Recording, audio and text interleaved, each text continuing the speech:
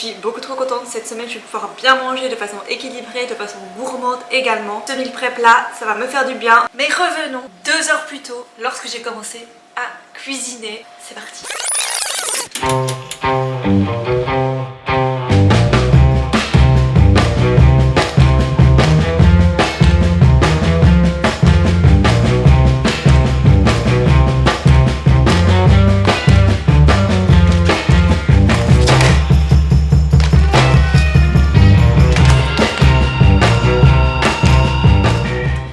Ok, le four est en train de préchauffer. On n'a plus qu'à se retrousser les manches et c'est parti pour ce meal prep express. Alors la première étape du meal prep, comme vous avez vu, j'ai sorti tous les ingrédients dont j'allais avoir besoin pour les différentes recettes. Ce que je vais faire, c'est que je vais directement tout couper, tout laver, les légumes, les viandes, etc. Tout doit être coupé et lavé dans cette première étape du meal prep avant de faire les cuissons.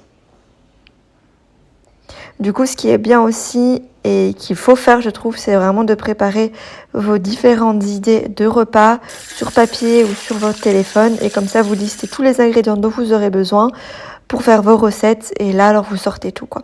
Voilà, donc là, maintenant, tout est lavé, tout est coupé, tout est OK pour être cuit. Alors la deuxième étape, ça va être de cuire les aliments qui ont un long temps de cuisson.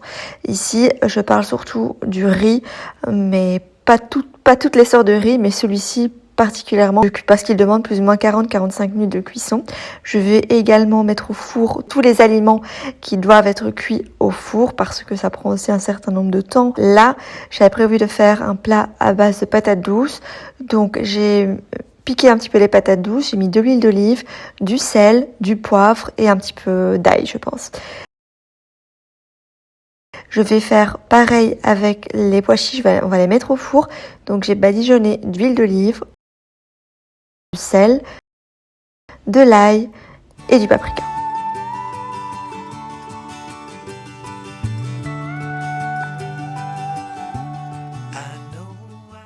Vous mélangez bien le tout, vraiment que tous les pois chiches soient bien imprégnés d'huile, comme ça ils vont être bien croustillants lors de la sortie du four. Et j'enfourne le tout pendant 30 à 40 minutes. Les pois chiches prennent moins de temps, du coup surveillez quand même la cuisson.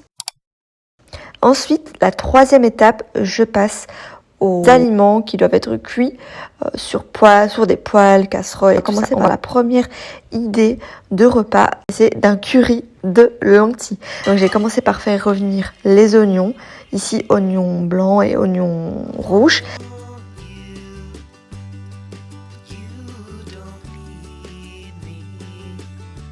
Ensuite, j'ai rajouté les lentilles. Ensuite, j'ai rajouté pommes de terre et carottes. Je vais rajouter les épices. Donc ici, c'est du sel, du curry madras, une bonne quantité. Je mélange bien le tout pour que tous les légumes soient imbibés d'épices. Et je vais mettre un peu d'eau. Je vais mettre le couvercle et je vais laisser cuire pendant 15 minutes. Une fois que c'est plus ou moins cuit, je vais rajouter les crevettes. Je mélange bien, je vais rajouter le lait de coco, ici c'est la moitié, donc on va dire que c'est plus ou moins 10 centilitres.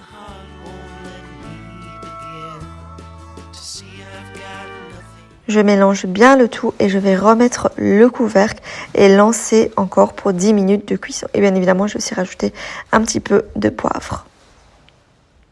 Ensuite, on passe au deuxième repas. Il s'agit en fait d'un poulet à la mexicaine, si vous voulez. Donc, j'ai fait cuire les oignons avec les poivrons dans un fond d'huile d'olive. Donc, je laisse cuire quelques minutes, on va dire plus ou moins 3-4 minutes, jusqu'à ce que ce soit doré.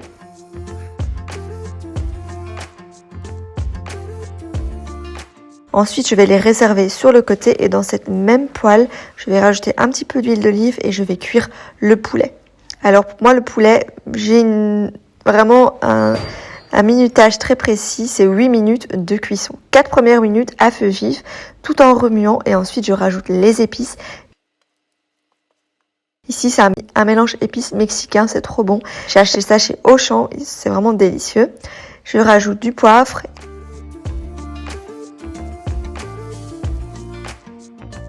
Et de l'ail. Je mélange bien le tout et je laisse encore cuire à feu moyen vif pendant 4 minutes, comme je vous l'ai dit. Ensuite, je rajoute le mélange oignon, poivron. Je vais mettre un petit peu de double concentré de tomates. On va dire que c'est plus ou moins, allez, 1 à 2 cuillères à soupe à l'œil comme ça. Je mélange bien le tout et c'est prêt. Ensuite, on passe à la troisième idée de repas. Donc, c'est en fait une lasagne saumon épinard. Donc, je commence par faire cuire toujours mes oignons dans un fond d'huile d'olive. Je les laisse cuire jusqu'à ce qu'ils soient légèrement translucides.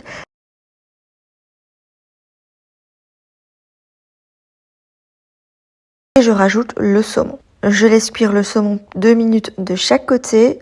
Et ensuite, je mets du sel, de l'ail et du poivre. Ensuite, je vais émietter le saumon, comme vous pouvez le voir. Je vais rajouter des épinards que je vais ciseler avec des ciseaux. Et normalement, je ne l'ai pas filmé, mais j'ai rajouté... Ah oui, là j'ai rajouté le jus d'un demi-citron. Mais ensuite, je n'ai pas filmé apparemment, j'ai rajouté aussi 2 cuillères à soupe de crème légère liquide. Je vais utiliser cette pâte à lasagne que je trouve absolument délicieuse. Je l'avais achetée chez Auchan. Donc c'est la pâte à lasagne fraîche. Et en fait, j'ai mis la pâte au congélateur et ensuite je l'ai ressortie pour cette deuxième lasagne. Donc je mets 2 pâtes dans le fond. Ensuite, je mets la garniture et comme vous avez vu, un petit peu de mozzarella et un petit filet de crème et ainsi de suite jusqu'à la fin.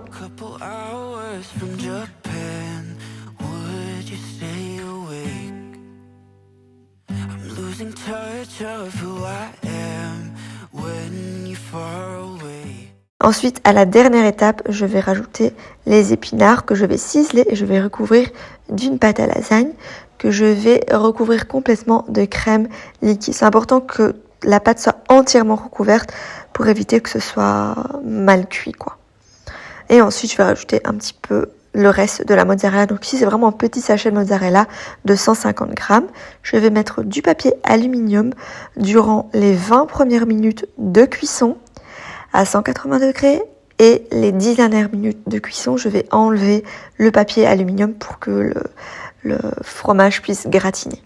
J'ai aussi fait cuire un petit peu de brocoli pour le début de semaine. Et voilà, donc tous les repas sont prêts. Maintenant, on passe à la 4e étape, à savoir tout mettre dans des contenants hermétiques. Donc là, j'ai commencé par préparer des contenants pour Fadi pour qu'il y ait des portions en fait pour prendre avec lui au boulot.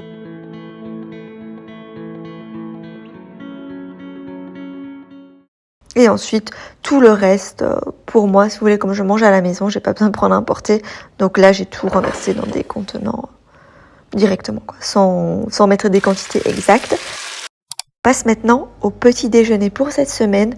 Du coup, pour le petit déjeuner, j'ai préparé un porridge à l'avance, tout simplement. Donc c'est un overnight porridge, si vous voulez.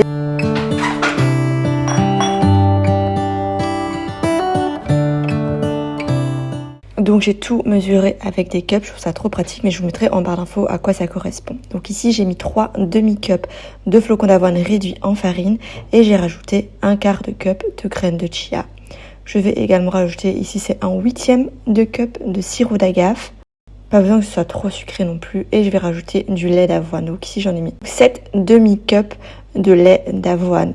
J'ai fouetté, je me suis rendu compte que ça allait être trop liquide. Du coup, j'ai rajouté encore 1/4 de cup de graines de chia parce que les graines de chia, ça gonfle avec le liquide. Vous mélangez bien le tout au fouet parce que comme c'est des flocons d'avoine réduits en farine, pour éviter que ça fasse des grumeaux, il faut mélanger avec un fouet. Et ensuite, vous réservez dans un contenant hermétique et vous allez pouvoir manger ça plusieurs fois durant la semaine. Ça tient en... On passe maintenant aux snacks. Du coup, les snacks que j'adore en ce moment, c'est carottes, céleri et houmous.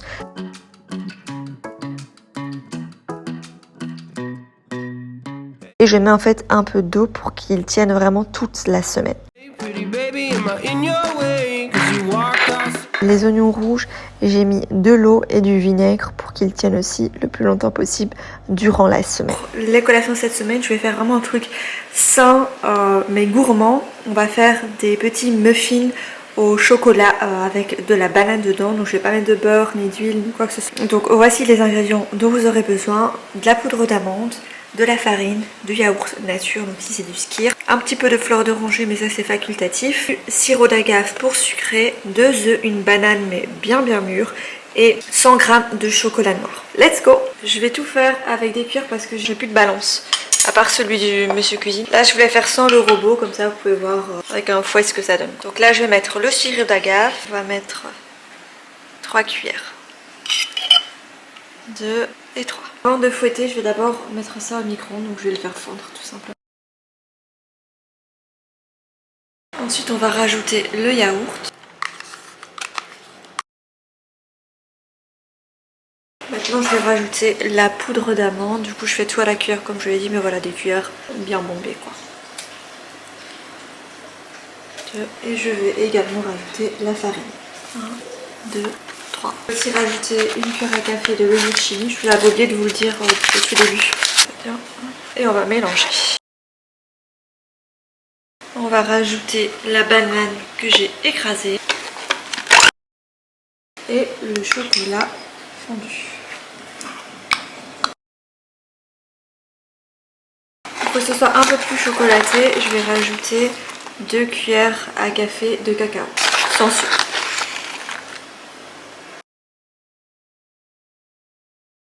On va rajouter un petit peu de fleur d'oranger.